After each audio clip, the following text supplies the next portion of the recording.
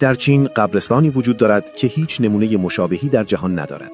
در اینجا اجساد در زیر زمین دفن نمی‌شوند، بلکه پیکر درگذشتگان پشت پنل‌های شیشه‌ای شفاف قرار می‌گیرد و به بازدید کنندگان اجازه می‌دهد ببینند چگونه انسان به تدریج در طول زمان به طبیعت باز می‌گردد.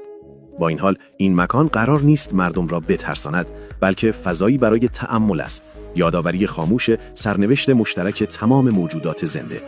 بازدید کنندگان در سکوت و احترام می ایستند و با حسی از شگفتی و فروتنی به صحنه نگاه می کنند. در آن لحظات آرام، آنان وزن واقعی شکنندگی زندگی و ارزش آن را احساس می کنند. پیام این قبرستان عجیب ساده اما قدرتمند است. به یاد داشته باش که فانی هستی، پس صادقانه زندگی کن. با هدف زندگی کن و چیزی معنادار بر جای بگذار، چیزی که پس از رفتنت باقی بماند.